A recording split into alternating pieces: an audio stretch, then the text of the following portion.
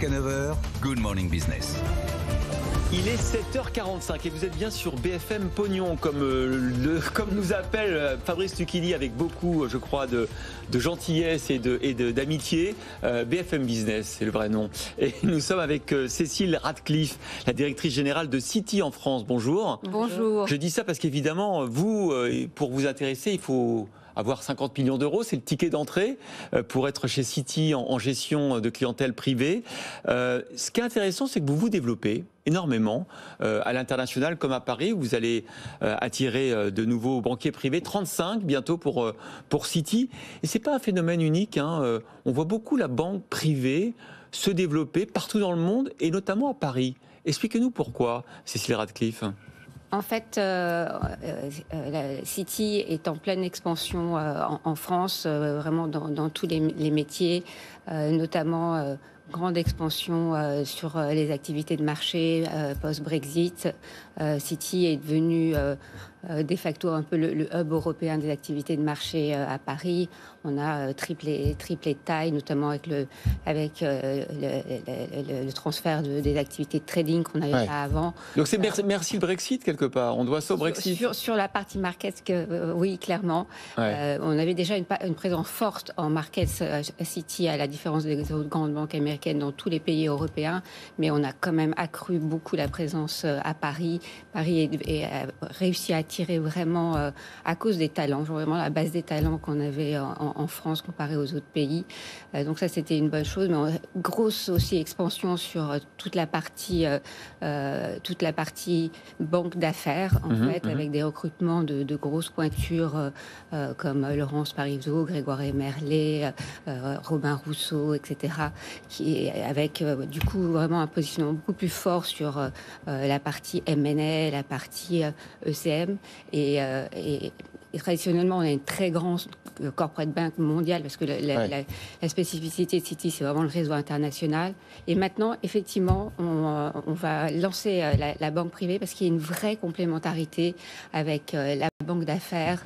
Et c'est pour ça que aussi Paris a été choisi avec Francfort parce que c'était les deux marchés en Europe où on n'avait pas de présence locale, mais bien sûr on travaillait avec les grands clients, les grandes familles à partir d'autres pays. Mais alors, quelle est l'évolution de cette clientèle particulièrement aujourd'hui? J'imagine qu'elle a un petit peu évolué avec ces années de crise, avec peut-être même le conflit, on ne sait pas. Donc en fait, on voit qu'il y a eu vraiment une croissance très forte de la richesse de certaines grandes familles, mais aussi liées à la tech. C'est ça. Donc il y a un phénomène de croissance du coup de ces métiers et du potentiel sur ces segments. Et aussi ce qu'on voit, et c'est là où le positionnement de City est vraiment intéressant, c'est qu'il y a un besoin beaucoup plus international de ces familles. C'est-à-dire ? En fait, on n'a jamais eu une croissance internationale aussi forte.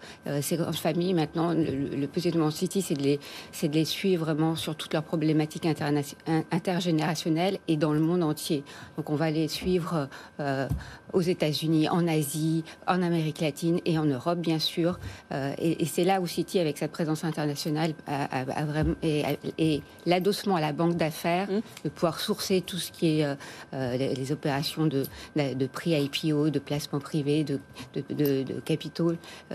Quand on a aujourd'hui 50 millions d'euros, parce que je rappelle, c'est le ticket d'entrée, pour avoir vos conseils, qu'est-ce que vous donneriez comme conseil aujourd'hui? Parce qu'on est évidemment dans une période d'incertitude, on ne sait pas très bien comment les marchés vont évoluer. Dans un instant, Wilfried Galland nous dira que le marché de la tech est en pleine transformation, révolution, avec des déboires, la baisse du Nasdaq, et puis la difficulté aussi de lever des fonds aujourd'hui. Qu'est-ce que vous diriez à vos nouveaux clients? Vous leur diriez... il est prudent d'attendre, ou au contraire, vous auriez une stratégie d'investissement en clé en main? Non, clairement, il faut avoir une stratégie d'investissement, quel que soit le contexte, les conditions géopolitiques et de marché qui sont effectivement de plus en plus difficiles. Et la spécificité de City là-dessus, c'est justement d'avoir une une gestion totalement décentralisée. La gestion est faite dans les hubs, dans les pays où il y a l'expertise. Par exemple, ça sera Hong Kong pour l'Asie, pour toute la partie hedge fund, ça sera à New York, pour le healthcare, ça sera à New York. Et la spécificité, c'est qu'on n'est pas du tout adossé à une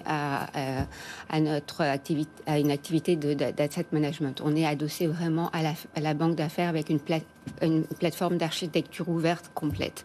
Merci beaucoup. On ne vend pas des fonds maison, on vend vraiment l'adossement à la banque d'affaires, à pouvoir sourcer des deals de côté banque d'affaires, IPO. Merci beaucoup Cécile Radcliffe, directrice générale de Citi en France, d'avoir été notre invitée, nouvelle Merci. directrice générale. Merci.